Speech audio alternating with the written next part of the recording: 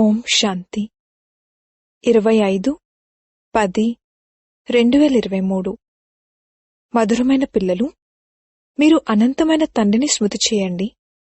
ఇందులోనే జ్ఞానం, భక్తి మరియు వైరాగ్యం 3 ఇమిడి ఉన్నాయి. ఇది కొత్త చదువు. ప్రశ్న: సంగమంలో జ్ఞానం మరియు యోగంతో పాటు భక్తి కూడా నడుస్తుంది. అది ఎలా? జవాబు: వాస్తవానికి యోగాన్ని భక్తి అని కూడా అనొచ్చు. ఎందుకంటే పిల్లలైన మీరు అవ్యభిచారి స్మృతిలో ఉంటారు. మీ ఈ స్మృతి జ్ఞాన సహితమైనది. అందుకే దీనిని యోగమని అన్నారు. ద్వాపరం నుండి కేవలం భక్తి ఉంటుంది, జ్ఞానం ఉండదు. అందుకే ఆ భక్తిని యోగమని అనరు. అందులో లక్ష్యం, ఉద్దేశం ఏమీ లేదు. ఇప్పుడు మీకు జ్ఞానం కూడా లభిస్తుంది, యోగం కూడా చేస్తారు. అంతేకాక మీకు అనంతమైన సృష్టి పట్ల వైరాగ్యం కూడా ఉంది. పాట: ఎవరో నన్ను తనవారిగా చేసుకుని. ఓం శాంతి. అనంతమైన తండ్రి అర్థం చేయిస్తున్నారు, శాస్త్రాల చదువు అనేది చదువేమీ కాదు. ఎందుకంటే శాస్త్రాల చదువులో లక్ష్యం, ఉద్దేశం ఏమీ లేదు. శాస్త్రాల ద్వారా ప్రపంచం గురించి ఏమీ తెలీదు. అమెరికా ఎక్కడుంది, దాన్ని ఎవరు కనుగొన్నారు, ఈ విషయాలు శాస్త్రాల్లో లేవు. ఫలానా వారు కనుగొన్నారు అని అంటారు. నివాసం ఉండేందుకని ఇతర ప్రదేశాలను వెతుకుతారు. మనుషులెంతగానో పెరిగిపోయారు అన్నది కనిపిస్తుంది. మరి ఉండేందుకు భూమి అయితే కావాలి కదా. ఇప్పుడు ఈ విషయాలన్నీ చదువుకు సంబంధించినవి. దీనిని ఎడ్యుకేషన్ అని అంటారు. మీది కూడా ఎడ్యుకేషన్. దీనిని ఆశ్రమం అని అనాలా, లేక ఇన్స్టిట్యూషన్ అనాలా, లేక యూనివర్సిటీ అనాలా? ఇందులో అన్నీ వచ్చేస్తాయి. ఆ చదువులోని మ్యాప్లు మొదలైనవి వేరు. శాస్త్రాల ద్వారా ప్రకాశం లభించదు, చదువు ద్వారా ప్రకాశం లభిస్తుంది. మీది కూడా చదువే. వైకుంఠం అని దేన్నంటారు? ఇది ఆ చదువులోనూ లేదు, అలాగే శాస్త్రాల చదువులోనూ లేదు. ఈ జ్ఞానం కొత్తది. దీనిని ఒక్క తండ్రే తెలియజేస్తారు.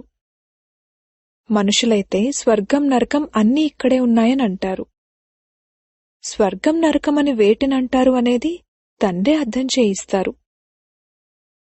ఈ విషయాలు శాస్త్రాల్లోనూ లేవు, అలాగే ఆ చదువులోనూ లేవు. కొత్త విషయాలైన కారణంగా మనుషులు తికమక పడతారు. ఇటువంటి జ్ఞానాన్ని ఎప్పుడూ వినలేదు అని అంటారు. ఇవి అద్భుతమైన కొత్త విషయాలు. వీటిని ఎప్పుడూ ఎవ్వరూ వినిపించలేదు. ఇవి తప్పకుండా కొత్త విషయాలు. వీటిని ఆ చదువు చెప్పేవారు వినిపించలేరు, అలాగే సన్యాసులు మొదలైన వారు వినిపించలేరు. అందుకే పరంపిత పరమాత్మనే జ్ఞానసాగరుడని అంటారు. వారు అనంతమైన చరిత్ర, భౌగోళాల గురించి అర్థం చేయిస్తారు. జ్ఞానం ద్వారా స్వర్గం మరియు నరకం యొక్క విస్తారాన్ని కూడా వినిపిస్తారు. ఇవి కొత్త విషయాలు కదా. ఈ చదువులో అన్నీ ఉన్నాయి. జ్ఞానం కూడా ఉంది, యోగం కూడా ఉంది, చదువు కూడా ఉంది, భక్తి కూడా ఉంది. యోగాన్ని భక్తి అని కూడా అనొచ్చు. ఎందుకంటే ఒక్కరితో యోగాన్ని జోడించాల్సి ఉంటుంది, వారినే స్మృతి చేయాల్సి ఉంటుంది. ఆ భక్తులు కూడా స్మృతి చేస్తారు, పూజలు చేస్తారు, గానం చేస్తారు. ఆ భక్తి చేయడం అనేది యోగం కాదు. ఉదాహరణకు మీరా ఉన్నారనుకోండి. ఆమె శ్రీకృష్ణునితో యోగాన్ని జోడించేవారు, అతన్ని తలుచుకుంటూ ఉండేవారు. కాని దానిని భక్తి అని అంటారు. ఆమె బుద్ధిలో లక్ష్యం, ఉద్దేశం ఏమీ లేదు. దీనిని జ్ఞానమని కూడా అంటారు, భక్తి అని కూడా అంటారు. యోగాన్ని జోడిస్తారు, ఒక్కరినే స్మృతి చేస్తారు. సత్యుగంలో భక్తి ఉండదు, జ్ఞానము ఉండదు. సంగమంలో జ్ఞానం మరియు భక్తి 2 ఉన్నాయి. మరియు ద్వాపరం నుండి మొదలుకుని కేవలం భక్తి కొనసాగుతూ వచ్చింది. ఎవరినైనా తలుచుకోవడం అంటే దాన్ని భక్తి అంటారు. ఇక్కడిది జ్ఞానం కూడా, యోగం కూడా, భక్తి కూడా. అర్థం చేసుకోగలుగుతారు. వారు కేవలం భక్తులు. తత్వంతో యోగం జోడిస్తారు. కాని వారిది అనేకులతో యోగం, అందుకే వారిని భక్తులని అంటారు. మీది అవ్యభిచారి యోగం. ఇక్కడ జ్ఞానసాగరుడు స్వయంగా కూర్చుని చదివిస్తారు. వారితో యోగాన్ని జోడించాల్సుంటుంది. వాళ్లకు ఆత్మ గురించే తెలీదు, మనకు తెలుసు. పరంపిత పరమాత్మైన తండ్రితో బుద్ధియోగాన్ని జోడించడం ద్వారా మనం తండ్రి వద్దకు వెళ్ళిపోతాము. వారు హనుమంతుణ్ణి తలుచుకుంటే వారి సాక్షాత్కారం కలుగుతుంది. అది వ్యభిచారి స్మృతి. ఇది అవ్యభిచారి యోగం. కేవలం తండ్రి ఒక్కరినే స్మృతి చేయాలి. ఇందులో జ్ఞానం, భక్తి, వైరాగ్యం అన్నీ కలిసున్నాయి. అక్కడ వాళ్లవన్నీ వేరువేరు. భక్తి వేరు, జ్ఞానం కూడా కేవలం శాస్త్రాలదే, వైరాగ్యం కూడా హద్దులోనిదే. ఇక్కడిది అనంతమైన విషయం. మనకు అనంతమైన తండ్రి గురించి తెలుసు, అందుకే వారిని స్మృతి చేస్తాము. వాళ్ళు శివుణ్ణి స్మృతి చేసినా కాని వికర్మలు వినాశనం అవ్వవు. ఎందుకంటే వారి కర్తవ్యం గురించి తెలియదు. వికర్మలు వినాశనం అవ్వడానికి సంబంధించిన జ్ఞానమే లేదు. ఇక్కడ తండ్రి స్మృతి ద్వారా వికర్మలు వినాశనమవుతాయి. అక్కడ కాశీలో కత్తుల బావిలో దూకి బలి అయితే వికర్మలు వినాశనమవుతాయి. కర్మభోగాన్ని అనుభవించాల్సి ఉంటుంది. కాని మీ వలే మెల్లమెల్లగా కర్మాతీతులుగా అవుతారని కాదు. అలా జరగదు. వారి వికర్మలు శిక్షలను అనుభవిస్తూ అనుభవిస్తూ సమాప్తమవుతాయి, అంతేకాని అవి క్షమించబడవు. కావున ఇది చదువు కూడా, జ్ఞానం కూడా, యోగం కూడా. ఇందులో అన్నీ ఉన్నాయి. నేర్పించేవారు ఒక్క తండ్రే. దీనిని ఆశ్రమం లేక ఇన్స్టిట్యూషన్ అని అంటారు. ఇది చాలా బాగా రాయబడి ఉంది. పూర్వం ఉన్న ఓం మండలి అన్న పేరు తప్పు. ఇప్పుడు అర్థమైంది. ఇప్పుడున్న పేరు చాలా బాగుంది. మీరు కూడా బ్రహ్మ కుమారులే అని ఎవరికైనా అర్థం చేయించొచ్చు. తండ్రి సర్వుల రచయిత. వారు మొట్టమొదట సూక్ష్మవతనాన్ని రచించాల్సి ఉంటుంది. బ్రహ్మ, విష్ణు, శంకరులు సూక్ష్మవతనవాసులు. కొత్త సృష్టిని రచించాలంటే తప్పకుండా ప్రజాపిత బ్రహ్మ కావాలి. సూక్ష్మవతనవాసి అయితే ఇక్కడకు రాలేరు. వారు సంపూర్ణమైనవారు, అవ్యక్తమైనవారు.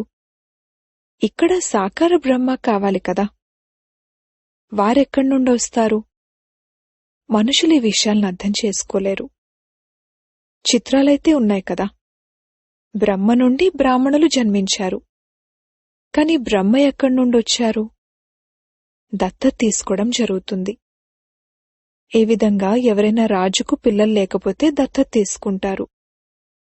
అలాగే తండ్రి కూడా వీరిని దత్తత తీసుకున్నారు. తర్వాత పేరు మార్చి ప్రజాపిత బ్రహ్మ అన్న పేరు పెట్టారు. పైన ఉన్న ఆ బ్రహ్మ అయితే కిందకు రాలేరు. కిందున్నవారే పైకి వెళ్లాల్సి ఉంటుంది. వారు అవ్యక్తమైనవారు, వీరు వ్యక్తంలో ఉన్నవారు. కావున ఈ రహస్యాన్ని కూడా బాగా అర్థం చేసుకోవాలి. ఎందుకంటే అందరికీ ప్రశ్న తలెత్తుతుంది. ఏమంటారంటే, ఈ దాదాను ఒక్కోసారి బ్రహ్మ అని, ఒక్కోసారి భగవంతుడని, ఒక్కోసారి శ్రీకృష్ణుడని అంటారు. ఇప్పుడు వీరిని భగవంతుడు అనైతే అనడం జరగదు. ఇకపోతే బ్రహ్మ మరియు శ్రీకృష్ణుడు అని అనొచ్చు. ఎందుకంటే శ్రీకృష్ణుడు సుందరం నుండి శ్యామంగా అవుతారు. ఎప్పుడైతే రాత్రి ఉంటుందో అప్పుడు బ్రహ్మ అని అంటారు. ఎప్పుడైతే పగలు ఉంటుందో అప్పుడు శ్రీకృష్ణుడని అంటారు. శ్రీకృష్ణుని ఆత్మకు ఇప్పుడిది అంతిమ జన్మ, మరియు శ్రీకృష్ణుని జన్మ అనేది ఆది జన్మ. ఈ విషయాన్ని స్పష్టం చేసి రాయాల్సుంటుంది. రాధాకృష్ణుల లేక లక్ష్మీనారాయణల యొక్క 84 జన్మల గురించి తెలియజేయాల్సి ఉంటుంది. ఇక్కడ మళ్లీ వారిని దత్తత తీసుకుంటారు. బ్రహ్మ యొక్క పగలు మరియు బ్రహ్మ యొక్క రాత్రి ఉంటాయి. అవే మళ్లీ లక్ష్మీనారాయణల పగలు మరియు రాత్రి. వారి వంశావళికి కూడా అలాగే ఉంటుంది. మీరిప్పుడు బ్రాహ్మణ కులానికి చెందినవారు, తర్వాత దేవతా కులానికి చెందినవారిగా అవుతారు. కావున ఇవి బ్రహ్మ కుమార కుమారులకు కూడా పగలు మరియు రాత్రి అవుతాయి కదా. ఇవి బాగా అర్థం చేసుకోవాల్సిన విషయాలు. చిత్రాల్లో కూడా స్పష్టంగా ఉంది. కింద తపస్య చేస్తున్నారు, ఇది అంతిమ జన్మ. బ్రహ్మ ఎక్కడి నుండొచ్చారు? ఎవరి ద్వారా జన్మ తీసుకుంటారు? బ్రహ్మను దత్తత తీసుకుంటారు. ఏ విధంగా రాజు దత్తత తీసుకుంటారు, ఆ తర్వాత దత్తత తీసుకున్న వారిని రాజకుమారుడు అని పిలుస్తారు. ఫలానా స్థానానికి రాజకుమారుడు అంటూ ట్రాన్స్ఫర్ చేస్తారు. అంతకుముందు అతను రాజకుమారుడు కాదు. రాజు దత్తత తీసుకోవడంతో రాజకుమారుడు అన్న పేరును పెట్టారు. ఈ ఆచారం కొనసాగుతూ వచ్చింది. పిల్లలకు ఇది బుద్ధిలోకి రావాలి. తండ్రి పాత ప్రపంచ వినాశనాన్ని మరియు కొత్త ప్రపంచ స్థాపనను ఎలా చేస్తారు అనేది ప్రపంచానికి తెలీదు. ఈ ప్రకాశం పిల్లలైన మీకుంది. మీలో కూడా నంబర్వారుగా ఉన్నారు. మున్ముందు చిన్న చిన్న కుమార్తెలు కూడా చాలా చురుగ్గా అవుతూ ఉంటారు. ఎందుకంటే వారు కుమారీలు. కుమారీల ద్వారా బాణాలను వేయించారని రాసి ఉంది కూడా. కుమారీల చమత్కారం నంబర్ 1లోకి వెళ్ళింది. మమ్మ కూడా కుమారియే. అందరికన్నా వేగంగా ముందుకు వెళ్లారు. కూతురు తల్లిని ప్రత్యక్షం చేస్తుంది అని అంటారు. తల్లి అయితే ఎవరితోనూ కూర్చుని మాట్లాడరు. ఈ తల్లి గుప్తంగా ఉన్నారు. ఆ మమ్మ ప్రత్యక్షంగా ఉన్నారు. కావున శక్తులు లేక పిల్లలైన మీ పని తల్లిని ప్రత్యక్షం చేయడం. చాలా మంచి మంచి కుమార్తెలు కూడా ఉన్నారు. వారి పురుషార్థం చాలా బాగా నడుస్తుంది. కౌరవ సాంప్రదాయంలో కూడా కొంతమంది ముఖ్యమైన వారి పేర్లున్నాయి కదా, వారు అక్కడ మహారథులు. ఇక్కడ కూడా మహారథులు పేర్లున్నాయి. అందరికన్నా పెద్దవారు శివ్ బాబా, ఉన్నతోన్నతమైన భగవంతుడు. వారి నివాస స్థానము ఉన్నతమైనది. వాస్తవానికి ఆత్మలైన మన నివాస స్థానం కూడా ఉన్నతమైనది. మనుషులు కేవలం మహిమను చేస్తూ ఉంటారు కానీ ఏం తెలీదు. ఆత్మలైన మనం కూడా అక్కడి నివాసులమే. కాని మనం జనన మరణాల్లోకి వచ్చి పాత్రను అభినయించాల్సి ఉంటుంది. వారు జనన మరణాల్లోకి రారు. వారికి కూడా పాత్ర ఉంది. కాని అది ఎటువంటి పాత్ర? ఇది కూడా మీకు తెలుసు. ఇది శివబాబా రథమని ఇప్పుడు పిల్లలైన మీరు అర్థం చేసుకున్నారు. ఇది అశ్వం లేక గుర్రం కూడా. అంతేకాని ఆ గుర్రబండి యొక్క విషయమేమీ కాదు.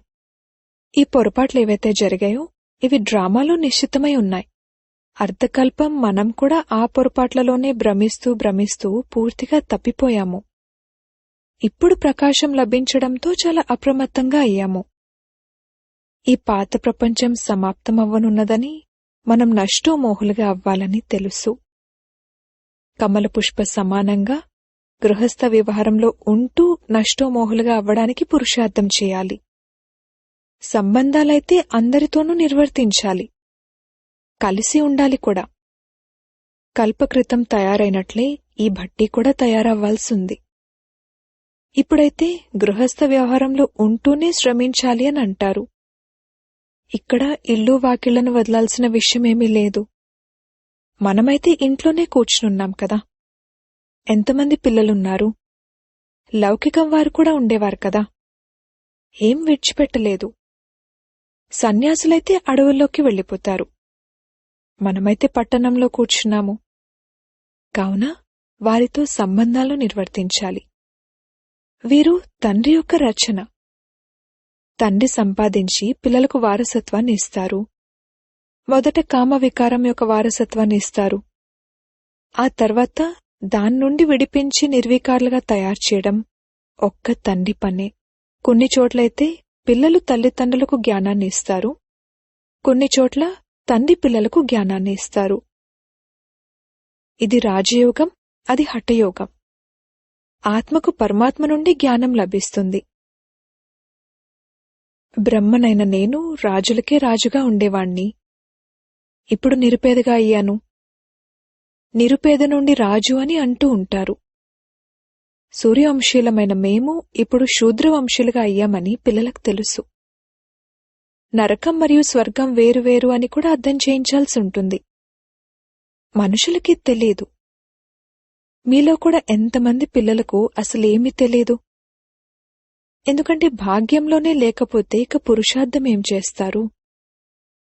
కొందరి భాగ్యంలో అసలేమీ లేదు, కొందరి భాగ్యంలో అంతా ఉంది. భాగ్యం పురుషార్థం చేయిస్తుంది. భాగ్యం లేకపోతే పురుషార్థం ఏం చేస్తారు? ఒకే స్కూల్ ఉంది, అది కొనసాగుతూ ఉంటుంది. కొందరు పిల్లలు మధ్యలో పడిపోతారు, కొందరు నడుస్తూ నడుస్తూ మరణిస్తారు. జన్మ తీసుకోవడం మరియు మరణించడం అనేది ఎంతగానో జరుగుతూ ఉంటుంది. ఈ జ్ఞానం ఎంత అద్భుతమైనది! జ్ఞానమైతే చాలా సహజమైనది. ఇకపోతే కర్మాతీత అవస్థను పొందడంలోనే శ్రమంతా ఉంది. ఎప్పుడైతే వికర్మలు వినాశనమవుతాయో అప్పుడే ఎగరగలుగుతారు. ధ్యానం కన్నా జ్ఞానం శ్రేష్టమైనది. ధ్యానంలో మాయ విఘ్నాలెన్నో వస్తాయి, అందుకే ధ్యానం కన్నా జ్ఞానం మంచిది. యోగం కన్నా జ్ఞానం మంచిది అని కాదు, ధ్యానం విషయంలోనే ఈ విధంగా చెప్పడం జరుగుతుంది. అలా ధ్యానంలోకి వెళ్లేవారు ఈరోజు లేరు. యోగంలోనైతే సంపాదన ఉంటుంది, వికర్మలు వినాశనమవుతాయి. ధ్యానంలో సంపాదనేమీ లేదు. యోగం మరియు జ్ఞానంలో సంపాదన ఉంది. జ్ఞానం మరియు యోగం లేకుండా ఆరోగ్యవంతులుగా ఐశ్వర్యవంతులుగా అవ్వలేరు. ఇక అలా విహరించడం అనేది ఒక అలవాటుగా అయిపోతుంది. అది కూడా మంచిది కాదు. ధ్యానం ఎంతో నష్టపరుస్తుంది. జ్ఞానం ఒక్క క్షణానికి సంబంధించింది, యోగం ఒక్క క్షణానికి సంబంధించింది కాదు. ఎప్పటి వరకైతే జీవించాలో అప్పటి వరకు యోగాన్ని జోడిస్తూనే ఉండాలి. జ్ఞానం సహజమైనదే. ఇకపోతే సదా ఆరోగ్యవంతులుగా నిరోగులుగా అవ్వడంలో శ్రమ ఉంది.